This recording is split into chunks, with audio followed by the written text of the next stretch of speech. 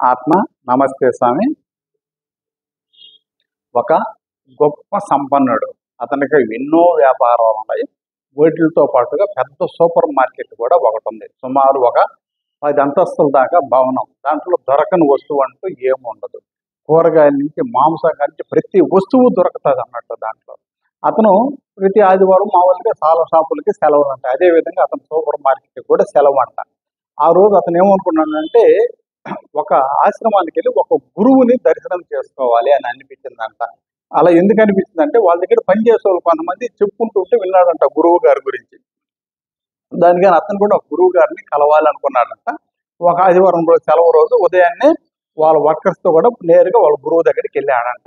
పోయి ఇతను వీళ్ళు పరిచయం చేశారంట వాళ్ళ గురువు గారి యొక్క శిష్యులు. సార్ మా ఓనర్ ఇతను అనేసి అతను గురువు గారి నమస్కారం చేసి కూర్చొని ఆయన అన్నాడంట. తర్వాత చెప్పిన ఆయన ఏంది విషయం అన్నాడంట. గురువు గారు నాకు ఒక సందేహం అన్నాడంట. అడుగునైనా పర్వాలేదు చెప్తానన్నాడంట. గురువు గారు చాలా మందికి గురువు అంట పరిగిస్తా ఉన్నారు పనులు దొరికి, అసలు గురువు అవసరమా మనసులకి అని అడిగాడంట. ఆ గురువు గారికి నవ్వు వచ్చిందంట. నవ్వి పర్వాలేదు నాయన చెప్తాను, కాకపోతే ఈ రోజంతా కూడా మనం ఎక్కడికి పోదాం నాయన, మీ సూపర్ మార్కెట్ ఎక్కడంటేను ఇక్కడికి దగ్గరైన స్వామి ఒక 4 కిలోమీటర్ల దూరం అన్నదంట. అతని కారు ఉన్నది. ఆయన మీ సూపర్ మార్కెట్ చూడాలనుకుంటున్నాను పోదామా అని అడిగాడు. ఆ బంగారంగా రెండు గురువు గారు అని చెప్పేసి అతని కారులో ఎక్కించుకొని పోయాడంట. కారు దిగంగానే సూపర్ మార్కెట్లో పోయేటప్పుడు పక్కన ఏంటంటే ఒక దొడ్డిలాగా ఉందంట. చాలా ఏందో చూస్తే దాంట్లో కొన్ని ఆవులు కుక్కలు రకరకాల జంతువుల్ని పెంచుతూ ఉన్నాడంట. అవి చూస్తూ గురువు గారు పోయాడంట సూపర్ మార్కెట్లకి. షాప్ ఓపెన్ చేయించాడంట. గురువు గారిని తీసుకెళ్ళాడు. ఒక కుర్చీ వేసాడు, కూర్చొని పెట్టాడంట. చెప్పండి గురువు గారు అన్నాడంట. నాయన ఒక చిన్న పని చేద్దాము మనము, మీ అక్కడ గోశాల ఆవులు ఉన్నాయి, ఒక ఆవుని తోలుకురా నాయన ఇక్కడికి అన్నాడంట.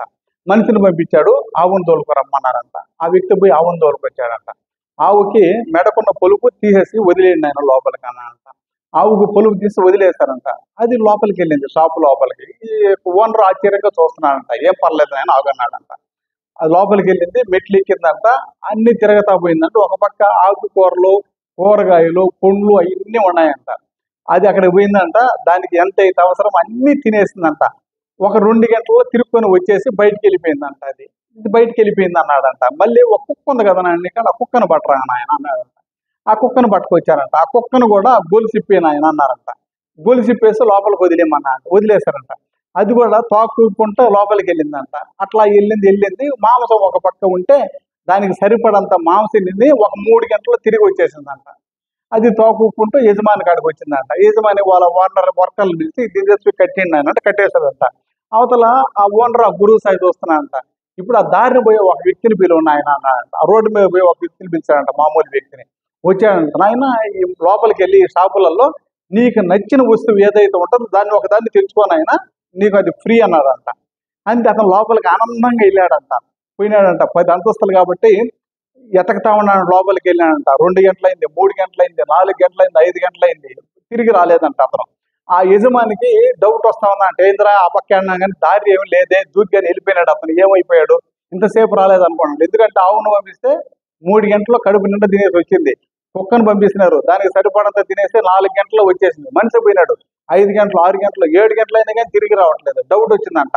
సరే పదాం పనాయన అని చెప్పి గురువు గారు ఆ వ్యక్తి వాళ్ళతో పాటుగా మిగతా వాళ్ళు ఉన్నారు కదా వాళ్ళ స్టాఫ్ వాళ్ళు కూడా ఎత్తుక్కుంటూ పోతున్నారు ఒక్కొక్క అంతస్తు. తీరా పోయేసరికి ఒక అంతస్తులో కూర్చొని నెత్తి మీద చేతులు పెట్టుకొని దిగాలుగా కూర్చోన్నాడంట. అప్పుడు ఆ ఓనర్ అడిగినంట, ఏమి నాయన ఇట్లా కూర్చోవడం అని అడిగాడంట. ఈ వస్తువులన్నీ చూస్తే నాకు మతి భ్రమించింది, ఏ వస్తువు తెచ్చుకోవాలని అర్థం కాలేదు, అందుకని కూర్చోన్నాను నేను ఇక్కడ ఆలోచిస్తాను అని చెప్పాడంట.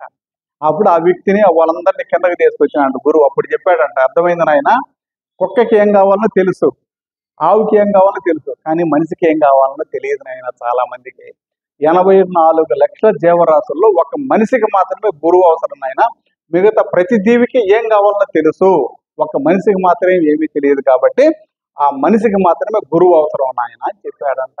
ఆ యజమాని తప్పుని తెలుసుకొని గురువు పాదాలకి నమస్కారం చేసి, తప్పు అయిపోయిన స్వామి క్షమించండి, గురువు యొక్క విలువ ఏమిటో, గురువు అవసరం ఏమిటో నాకు ఇప్పుడు మాత్రమే బోధపడింది స్వామి, మీ శిష్యుడిగా నన్ను చేర్చుకోండి అని చెప్పేసి అడుక్కున్నాడంట.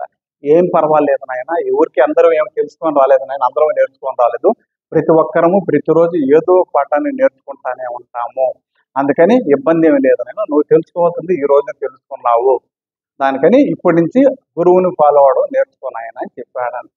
సో అందుకని మనిషికి మాత్రమే గురువు అవసరం కనుక మీకు సంబంధించిన వ్యక్తులు ఎవరన్నా ఉంటే మీరు పెద్ద గురువులు అయి ఉండొచ్చు. దానికి సంబంధించిన శిష్యులకి ఏది కావాలో అది నేర్పించవలసిందిగా కోరుకుంటూ ఉన్నాను. థ్యాంక్ యూ అండి. హరి ఓం.